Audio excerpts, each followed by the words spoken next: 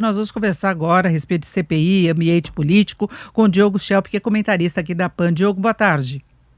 Boa tarde, Denise. Boa tarde a todos. Bom, Diogo, vamos falar primeiro dessa CPI, né, do depoimento aí do Ivanildo Gonçalves. Teve todas essas interrupções aí por conta da interferência do advogado, e chama atenção o fato de que ele não iria depor por uma proteção, né, de decisão do Supremo Tribunal Federal. Claro que ele tem um amparo jurídico, agora a gente não vê que ele esteja se incriminando. Ele pode estar incriminando determinadas operações, não é? Exatamente, Denise. Ele confirma muitas informações que, na verdade, a CPI já tinha apontado, né? A CPI ontem mostrou, por exemplo, vídeos dele na agência bancária, informando que ocorreram saques em momentos muito similares a pagamento de boletos do ex-diretor de logística do Ministério da Saúde, Roberto Dias. Então ele confirma muita coisa que já se sabia, apresenta algumas informações novas, por exemplo, a de que ele entregou um pendrive no Ministério da Saúde, justamente no andar onde funcionava a Secretaria de Logística, e tudo isso vai contribuindo aí para confirmar essa suspeita da CPI de que havia algo de errado acontecendo, porque obviamente não é natural que uma empresa envie um funcionário para fazer saques tão vultosos, centenas de milhares de reais em dinheiro, para em seguida usar esse mesmo recurso para pagar boletos, algo que se pode fazer facilmente pela internet, né? Então, de fato, não é natural, muito menos natural, que uma empresa que é contratada do Ministério da Saúde pague boletos de um dos funcionários desse próprio Ministério da Saúde. A grande questão que a gente precisa lembrar aí é que o objetivo da CPI nesse momento é chegar ao deputado federal Ricardo Barros. Lembrando que os irmãos Miranda depuseram na CPI falando sobre aquela pressão para a importação da Covaxin e que, segundo eles, na reunião que tiveram com o presidente Jair Bolsonaro, o Bolsonaro citou o nome do deputado Ricardo Barros. E a suspeita na CPI é de que haja uma conexão, inclusive, entre Roberto Dias, que é esse funcionário do Ministério da Saúde que está sendo implicado aí nesses depoimentos, com o próprio deputado Ricardo Barros e a VTC-Log, inclusive, que tinha contratos já desde o período em que Ricardo Barros era ministro da Saúde. Então, toda essa conexão está sendo, digamos, desenhada aí por essa investigação da CPI.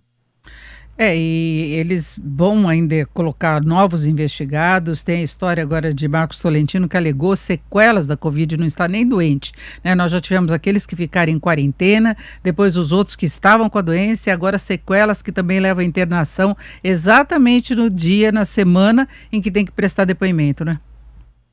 É muito propício, né? Teve também aqueles que viajaram para a Índia subitamente, teve aqueles que sumiram para os Estados Unidos em momentos propícios, alegando problemas de saúde na família, né?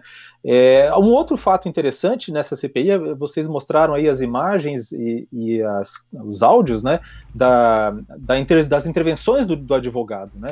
Então, uma das questões que foi questionada aí por algumas senadoras também é a atuação desse advogado. Se ele é um advogado, se ele está ali para defender de fato o Ivanildo, né, os interesses do Ivanildo, ou se a sua atuação é mais para defender e tentar bloquear, impedir o Ivanildo de dar informações que incriminem a empresa para a qual ele trabalha, já que ele próprio disse que não foi ele que contratou o advogado. É natural que uma empresa contrate advogados para um dos seus funcionários, mas a atuação dele, inclusive a insolência dele no tratamento com senadores, tem dado a impressão de que o objetivo dele, na verdade, é impedir que Ivanildo conte coisas que ele sabe, mas não pode falar.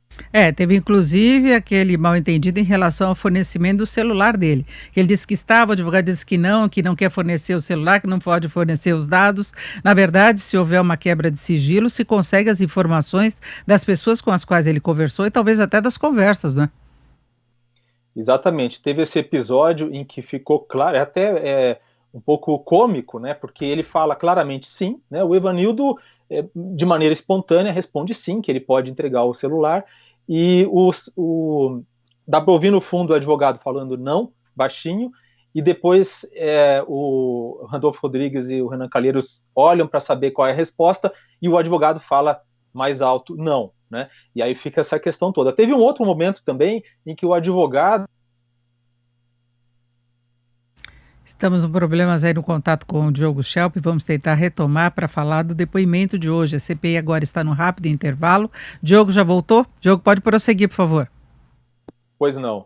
Teve um momento ali em que o advogado disse o seguinte: ele falou que os senadores não poderiam fazer perguntas sobre fatos ocorridos há mais tempo, porque haveria, segundo a decisão do STF, que é uma decisão de que os senadores tinham que se restringir ao período da pandemia nas perguntas, né? Então ele querendo ditar para os senadores o que os senadores podiam perguntar ou não. E os senadores ficaram extremamente irritados com essa declaração, falando que eles podiam falar o que eles quisessem, eles podiam perguntar o que quisessem e que não cabia a ele fazer essa indicação. Uma indicação, aliás, que favorece e beneficia apenas a empresa, porque para o Evanildo isso não traz nenhum ônus, afinal, Evanildo estava apenas cumprindo ordens da sua empresa.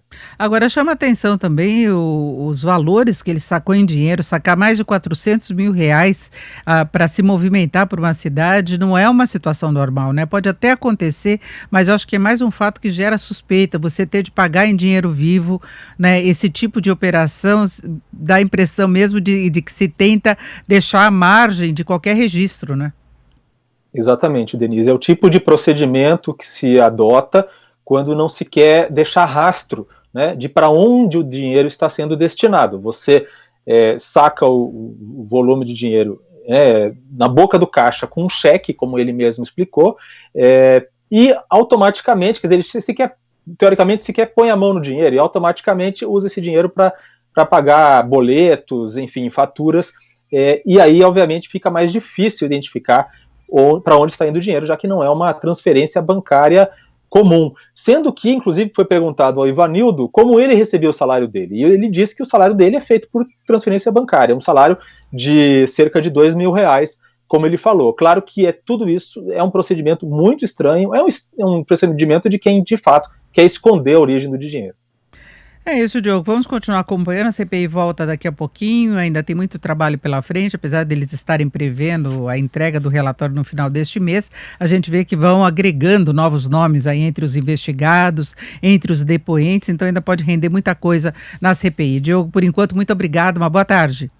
Obrigado, boa tarde.